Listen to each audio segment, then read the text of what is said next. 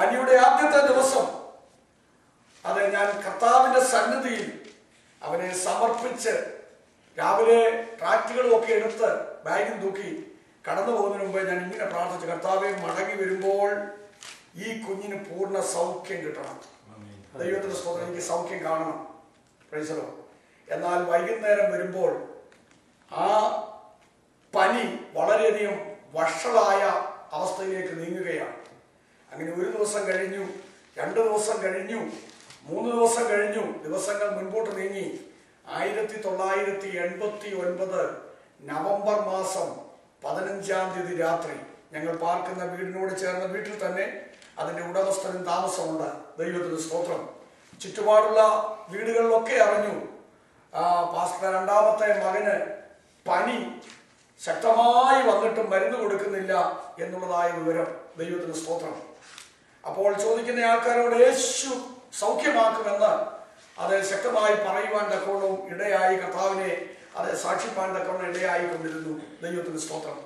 അങ്ങനെ ആ 1989 നവംബർ മാസം 15-ാം തീയതി രാത്രി 11 മണിക്ക് ഈ മകന്റെ ആ പനി വളരെയധികം കലശലായി തീരുകയും എൻ്റെ കയ്യിലിരുന്ന് ഞരങ്ങുകയും മൂളുകയും ഒരു വല്ലാത്ത അവസ്ഥയിലായി തീരുകയും പെട്ടെന്ന് അവൻ്റെ കൈകാലുകൾ ഇട്ട് അടിക്കുകയും തലയിട്ട് വെട്ടിക്കുകയും ഒക്കെ ചെയ്തതിന് ശേഷം കൈയും കാലുമെല്ലാം നിവർത്ത് അവൻ നിർജീവമായി ജീവനില്ലാത്ത അവസ്ഥയിൽ എൻ്റെ കയ്യിലിരുന്നു. അനക്കമില്ല. ദൈവത്തിന് സ്തോത്രം.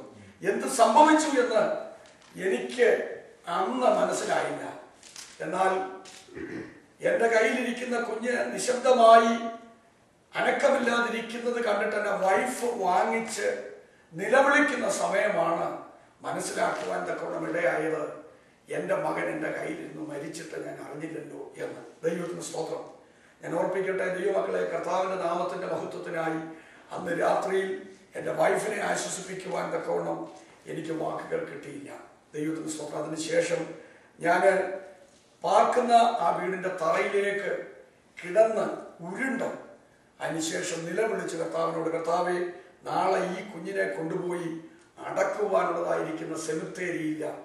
മാത്രവുമല്ല, ദൈവനാമം പട്ടണം മുഴുവനും അത് ദുഷിക്കപ്പെടുവാൻ തക്കോണം ഇടയായി തീരും. ആയതുകൊണ്ട് അവിടുന്ന് ഇതൊക്കെയും വ്യക്തമായി കാണുന്ന ദൈവമാണല്ലോ. ലാസറിനെ അവിടുന്ന് 4-ാമത്തെ ദിവസം ഉയർപ്പിച്ചവനാണല്ലോ. ഈ മരിച്ചു കിടക്കുന്ന ആയ കുഞ്ഞിലേക്ക് കർത്താവെ എടുത്ത ജീവനെ മടക്കി തരണമേ എന്ന് അന്ന് രാത്രിയിൽ വളരെയധികം നിലവിളിച്ച് ദൈവത്തോട് പ്രാർത്ഥിപ്പാൻ ഇടയായി. ദൈവത്തിന് സ്തോത്രം.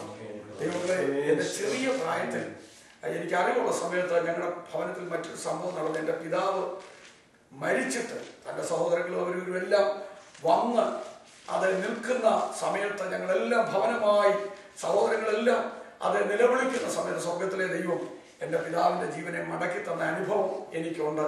ദൈവത്തിന് സ്തോത്രം.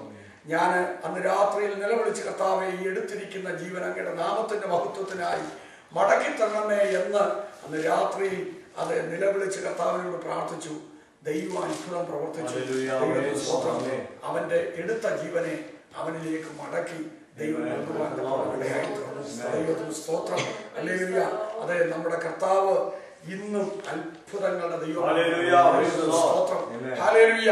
ഇനിയും മറ്റ് സംഭവങ്ങളൊന്നും പറയുവാൻ തക്കൊണ്ട് ഞാൻ സമയമെടുക്കുന്നില്ല. ധാരാളം സംഭവങ്ങൾ ഞങ്ങളുടെ ജീവിതത്തിൽ ഉണ്ട്. എനിക്ക് എഴുന്നേറ്റ് നിൽക്കുവാൻ പോലും നിങ്ങളുടെ മുൻപിൽ, ലോകത്തിൽ ഒരൊറ്റ വ്യക്തികളുടെ മുൻപിൽ എഴുന്നേറ്റ് നിൽക്കുവാൻ പോലും കഴിയാത്ത അവസ്ഥയിൽ കട്ടപ്പനയിലായി തീർന്നതാണ്. അല്ലെങ്കിൽ നട്ടല് 2ആയിട്ട് അകന്ന് 4 മാസം കിടന്നാണ്. എന്നാൽ സ്വർഗത്തിലെ ദൈവം ഹല്ലേലൂയ എന്നെ സൗഖ്യമാക്കി. ഹല്ലേലൂയ. ഞങ്ങള് കുഞ്ഞുങ്ങൾ അന്ന് 3 പേരുണ്ട്. എൻ്റെ വൈഫും ഞാനും മൊത്തമായി ഒരു വർഷം മുഴുവനും, നാട്ടുകാർക്ക് മുഴുവനും അറിയാവുന്ന സംഭവമാണ്, ഒരു വർഷം മുഴുവനും വലിയ ബോയിൽസിനകത്ത് ആയി തീരുവാൻ തക്കണം ഇടയായി. എന്നാൽ ദൈവം അത്ഭുതം പ്രവർത്തിച്ചു. ഞങ്ങളെ ഒറ്റ രാത്രി കൊണ്ട്, ഹല്ലേലൂയ, അത് 91 അവസാനിക്കുന്ന ആ രാത്രി കൊണ്ട് ദൈവത്തിന് സ്തോത്രം, അത്ഭുതകരമായി കർത്താവ് സൗഖ്യമാക്കി. ദൈവത്തിന് സ്തോത്രം. എന്നാൽ ഞാൻ ഓർപ്പിക്കട്ടെ ദൈവമക്കളെ, ഹല്ലേലൂയ, ഈ സംഭവങ്ങളുള്ള ബന്ധത്തിൽ അനേക ആത്മാക്കൾ, ദൈവത്തിന് സ്തോത്രം, ഹല്ലേലൂയ, കർത്താവ് രക്ഷിച്ചു. കർത്താവിനെ ഹല്ലേലൂയ രക്ഷകനും കർത്താവുമായി സ്വീകരിച്ച് കർത്താവിനോട് ചേരുവാൻ തക്കവണ്ണം കർത്താവ് അത്ഭുതം പ്രവർത്തിപ്പാനിടയായി. ഹല്ലേലൂയ. ഞാൻ ഇന്ന് അവിടെ തന്നെ മൂന്നാമത്തെ സഭയുടെ ഒരു ശുശ്രൂഷകനായിട്ടാണ് പ്രവർത്തിച്ചുകൊണ്ടിരിക്കുന്നത്. അസംബ്ലീസ് ഓഫ് ഗോഡിന്റെ നല്ലൊരു ഹല്ലേലൂയ സഭ അവിടെയുണ്ട്. ആയതുപോലെ ഡോക്ടർ KP യോഹന്നാൻ സാറിന്റെ ഒരു പ്രവർത്തനമുണ്ട്. അദ്ദേഹം ഹല്ലേലൂയ ഉടുപ്പിട്ട സമയത്ത് ഞാൻ ആ പ്രസ്ഥാനത്തിൽ നിന്ന് മാറി ഇപ്പോൾ സ്വതന്ത്രമായിട്ട് പ്രവർത്തിക്കുന്നു. കർത്താവിന്റെ കൃപയാൽ ഇന്ന് ഞങ്ങളുടെ സഭയിൽ ഏതാണ്ട് ഒരു 40ഓളം കുടുംബങ്ങൾ കർത്താവിനെ ആരാധിച്ചുകൊണ്ടിരിക്കുന്നു. അങ്ങനെ ദൈവം അത്ഭുതം പ്രവർത്തിച്ചു എന്ന് ഇന്ന് രാത്രി ദൈവനാമ മഹത്വത്തിനായി ഞാൻ ഓർപ്പിക്കട്ടെ. ഇവിടെ വായിച്ച വേദഭാഗത്തിൽ ഹല്ലേലൂയ അവിടെ വായിച്ചത് ഇങ്ങനെയാണ്: പിന്നെ ഞാൻ നോക്കി, അവയുടെ മേൽ ഞരമ്പും മാംസവും വന്നതും അവയുടെ മേൽ ത്വക്ക് പൊതിഞ്ഞതും കണ്ടു. എന്നാൽ ശ്വാസം അവയിൽ ഇല്ലാതെ ഇരുന്നു. ദൈവത്തിന്റെ സ്തോത്രം. സംഭവം നമുക്കറിയാം. ഹല്ലേലൂയ.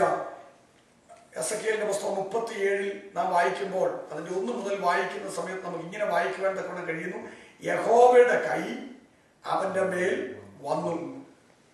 അപ്പോൾ താഴോട്ട് വായിക്കുന്നത് യഹോവയുടെ ആത്മാവിൽ അവനെ നടത്തി. ദൈവത്തിന് സ്തോത്രം. എവിടേക്കാണ് കൊണ്ടുപോകുന്നത്? ഹല്ലേലൂയ താഴ്വരയുടെ നടുവിലേക്ക്. ദൈവത്തിന് സ്തോത്രം. യഹോവയുടെ കൈയ്യ് ഹല്ലേലൂയ യെഹെസ്കേലിന്റെ മേൽ വന്നപ്പോൾ ഹല്ലേലൂയ ദൈവത്തിന്റെ ആത്മാവിൽ യഹോവയുടെ ആത്മാവിൽ അവനെ താഴ്വരയിലേക്ക് നടത്തി എന്നാണ് വായിക്കുന്നത്. ദൈവത്തിന് സ്തോത്രം. യഹോവയുടെ കൈ ഏലിയാവിന്റെ മേൽ വന്നപ്പോൾ ദൈവത്തിന് സ്തോത്രം. നമുക്കറിയാം ഏലിയാവിനെ ദൈവത്തിന്റെ ആത്മാവ് ഹല്ലേലൂയ ആഹാബിന്റെ രഥത്തിന്റെ മുൻപാകെ ഹല്ലേലൂയ ശക്തിയോടെ ഹല്ലേലൂയ അത് ഓടിക്കുവാൻ തക്കവണ്ണം ഇടയായി. എന്നാൽ ഇവിടെ അതല്ല.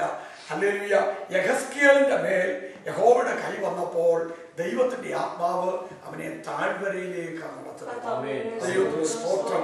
ഹല്ലേലൂയ. അതെ, ഇന്ന് രാത്രിയിൽ ദൈവവചനത്തിന്റെ മുൻപാകെ ആയിരിക്കുന്ന ദൈവമക്കൾക്ക് ഹല്ലേലൂയ ചോദിക്കാൻ തക്കവണ്ണം ന്യായമായിട്ട് ഉള്ളതായിരിക്കുന്ന ഒരു ചോദ്യം അതിനകത്തുണ്ടായേക്കാം. ദൈവത്തിന്റെ സ്തോത്രം. ദൈവത്തിന്റെ കൈ ഹല്ലേലൂയ യെഹെസ്കേലിന്റെ മേൽ വന്നിട്ട് ഹല്ലേലൂയ ദൈവത്തിന്റെ ആത്മാവ് അവനെ താഴ്വരയിലേക്കാണോ നടത്തിയത്? ദൈവത്തിന്റെ സ്തോത്രം. ആ ചോദ്യം നമ്മളോടുള്ള ബന്ധത്തിൽ ഹല്ലേലൂയ വന്നു കഴിഞ്ഞാൽ, കർത്താവ് ഇതിനാണോ അങ്ങയുടെ കൈ എന്റെ മേൽ ഹല്ലേലൂയ വെച്ചത്? അങ്ങയുടെ ആത്മാവ് എന്നെ നടത്തിയത് ഹല്ലേലൂയ ഈ താഴ്ചയിലേക്ക്? ദൈവത്തിന് സ്തോത്രം. അതെ, ഈ ഹല്ലേലൂയ കഷ്ടത്തിലേക്ക് ദൈവത്തിന് സ്തോത്രം. ഹല്ലേലൂയ ഈ പ്രതിബന്ധങ്ങളിലേക്ക് ഹല്ലേലൂയ അതെ ഈ താഴ്വരയുടേതായിരിക്കുന്നതായ അനുഭവത്തിലേക്ക് ഹല്ലേലൂയ എന്നെ നയിക്കുവാനാണോ എന്നുള്ളതായിരിക്കുന്ന ചോദ്യം ഹല്ലേലൂയ അത് ഒരു പക്ഷെങ്കിൽ ഉയർന്നു വരുവാനുള്ളതായിരിക്കുന്ന എല്ലാ സാധ്യതയുമുണ്ട്. ദൈവത്തിന് സ്തോത്രം. എന്നാൽ ഇവിടെ യെഹെസ്കേലിന്റെ ജീവിതം എടുത്ത് പഠിക്കുമ്പോൾ യെഹെസ്കേല് അപ്രകാരം ഹല്ലേലൂയ ചോദ്യങ്ങൾ ഉതിർക്കാതെ ദൈവത്തിന് സ്തോത്രം യഹോവയുടെ ആത്മാവ് അവനെ ഹല്ലേലൂയ താഴ്വരയിലേക്ക് നയിക്കുന്നു എങ്കിൽ ആ താഴ്വരയിലേക്ക് പോകുവാൻ അവൻ തയ്യാറാകുകയാണ്. ദൈവത്തിന് സ്തോത്രം. അതെ, ആ അധ്യായം മുഴുവനും നാം പഠിക്കുന്ന സമയത്ത് നമുക്ക് പഠിക്കുവാൻ തക്കവണ്ണം കഴിയുന്നു. താഴ്വരയുടെ നടുവിൽ ഹല്ലേലൂയ യെഹെസ്കേലിനെ കൊണ്ടുപോയി നിർത്തി. അതിനുശേഷം അവിടെ വായിക്കുന്നത് താഴ്വര മുഴുവനും അസ്ഥികൾ കൊണ്ട് നിറഞ്ഞിരുന്നു. അസ്ഥികളുടെ സംഖ്യ അവിടെ എഴുതിയിട്ടുണ്ട്. അത് സംഖ്യ ഹല്ലേലൂയ എണ്ണം എടുക്കുവാൻ തക്കവണ്ണം കഴിയാത്ത നിലയിൽ ഹല്ലേലൂയ അതിന്റെ എണ്ണം ഹല്ലേലൂയ സംഖ്യമറ്റതായിരുന്നു, അല്ല എങ്കിൽ അതീതമായിരുന്നു. ദൈവത്തിന്റെ സ്തോത്രം. ആയതുപോലെ തന്നെ അതിനെ കുറിച്ച് വായിക്കുന്നത് ആ അസ്ഥികൾ ഏറ്റവും അധികം ഉണങ്ങിയ അസ്ഥികളായിരുന്നു എന്ന് വായിക്കുന്നുണ്ട്. ദൈവത്തിന് സ്തോത്രം. അത് മാത്രമല്ല, അതിന്റെ 8ാമത്തെ വാക്യത്തിലേക്ക് 7ാമത്തെ വാക്യത്തിന്റെ ഹല്ലേലൂയ അവസാനത്തിലേക്ക് കടന്നു വരുമ്പോൾ അവിടെ വായിക്കുന്നു അസ്ഥിയോട് ചേർന്നു എന്ന് വായിക്കുന്നു. ദൈവത്തിന് സ്തോത്രം. അതിന്റെ അർത്ഥം നമുക്കറിയാം. ഹല്ലേലൂയ ആ അസ്ഥികൂടം താഴേക്ക് അല്ലെങ്കിൽ ഹല്ലേലൂയ അത് വലിച്ചെറിഞ്ഞു കഴിഞ്ഞപ്പോൾ ദൈവത്തിന് സ്തോത്രം. അസ്ഥികൂടം അല്ലെങ്കിൽ പൊട്ടിച്ചെതറുവാൻ തക്കവണ്ണം ഇടയായി. ദൈവത്തിന് സ്തോത്രം. ഹല്ലേലൂയ. ഒരു അസ്ഥികൂടത്തോട് ബന്ധപ്പെട്ടിരുന്നതായിരിക്കുന്ന അസ്ഥികൾ ഇപ്പോൾ അസ്ഥികൂടത്തോട് യാതൊരു ബന്ധവുമില്ലാത്ത നിലയിൽ പൊട്ടിച്ചെതറി ഹല്ലേലൂയ താഴ്വര മുഴുവനും നിറഞ്ഞു കിടക്കുകയാണ്. ദൈവത്തിന് സ്തോത്രം.